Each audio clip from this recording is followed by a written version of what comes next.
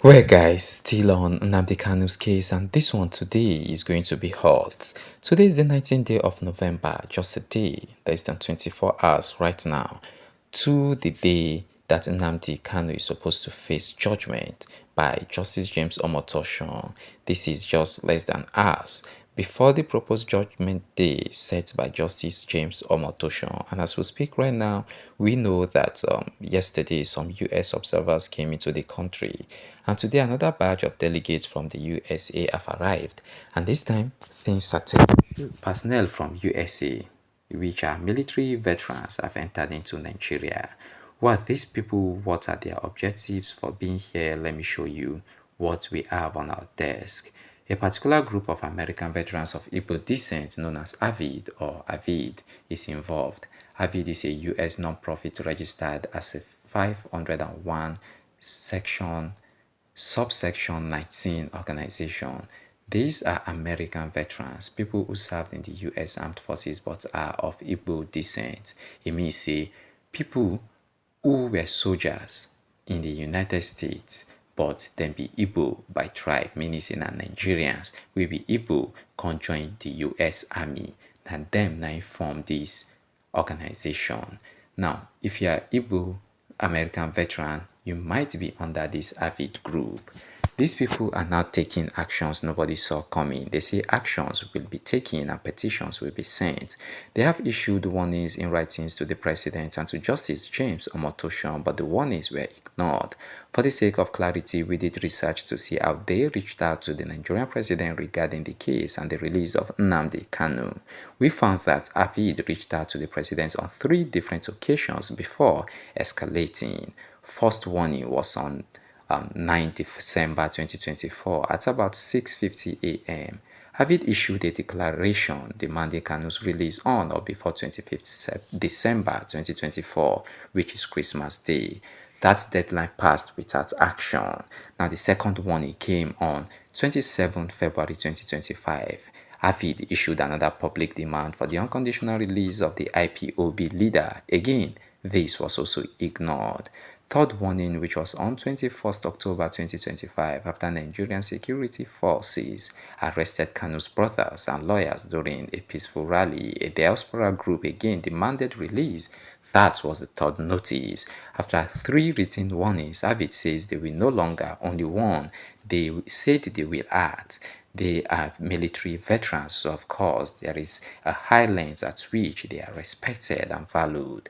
Many have had real operational experience amongst them, and they threaten to escalate actions if ignored.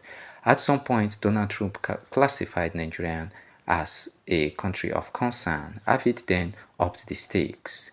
They told the US government they were willing to join forces or assist if needed, offering to send personnel to Nigeria to protect Christians and to help with security. They say they are ready to get involved if political channels fail. Let me walk you through the timeline of the warnings again briefly. The first warning came on 9 December 2025. AVID made first public demand released by 25th December 2025, which was ignored. Now, 27 February 2025, AVID's second notice came and it was ignored also. Thirdly, 21st October 2025, in diaspora group demanded release after arrest at a rally, and it was also ignored. Now, because these warnings were ignored, AVID says they will act in their own way and timing. Yesterday, being 17 November 2025, Kanu's younger brother released an open press statement addressed to AVID in Abuja. The press release is on Kanu's official Twitter account. You can verify it there. The press statement, AVID Abuja, 17 November 2025, declared that, and I quote, "A dead charge cannot kill a living man." On 20 November 2025, Justice James will attempt to deliver judgment in a criminal case that has been legally dead for years. Now, the statement goes on to reference a prior Supreme Court decision which happened on 15 December 2023 that struck out the earlier count as following a public address, Avid responded strongly. According to the reporting, Daily Sun, Vanguard, The Sun, Avid described the trial as a constitutional abomination.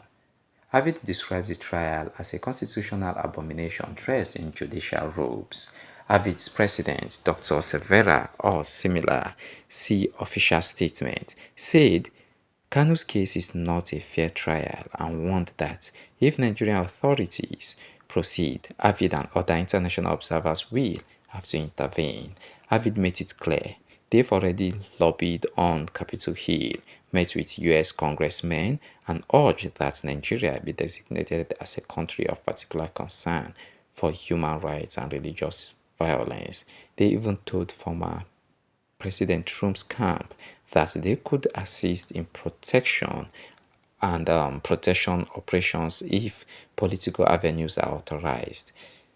So today being 19th November, international observers are in the country and AVID delegates have also arrived. They came with prior notice and political contact. They did not just show up without checks. If they intended to act physically on Nigerian soil, they would need political clearance and coordination. Otherwise, international law and Nigerian sovereignties apply.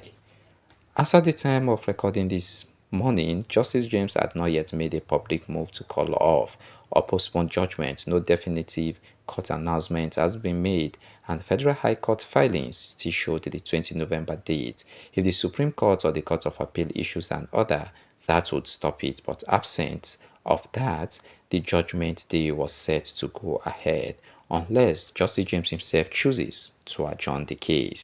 So now let's discuss what could happen on 20th November. There are several legal and procedural possibilities. Firstly, a judge can adjourn judgment if more time is needed to finalize the written judgment. Secondly, a judge can adjourn for administrative reasons, which could be scheduling, court not sitting, etc. In rare cases, judgment may be postponed if new legal issues arise which require clarification. So if the Supreme Court or the Appeal Court steps in, the 20th may be halted even without an immediate order. It's possible the judge could adjourn for one of the reasons above. If adjourned, the case could continue into next year.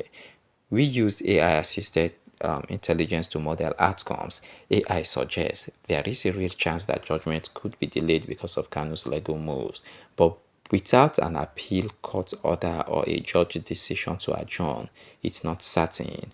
A few practical details about AVID and courtroom access. Even if AVID delegates are in the country, they cannot simply enter the Federal High Court and cause a scene. Court access requires clearance and permission. The DSS and court administration control who is admitted. So if AVID wants to observe or sit in court, they will need proper clearance. Now, about Simon's case. Simon is reportedly unhappy. Today marks almost 1 year anniversary of Simon's arrest. He was arrested on the 22nd November last year. He feels that international attention has been skewed. More attention and resources went to Kanu's case, while his own case has been seen less global awareness. That's why he feels neglected.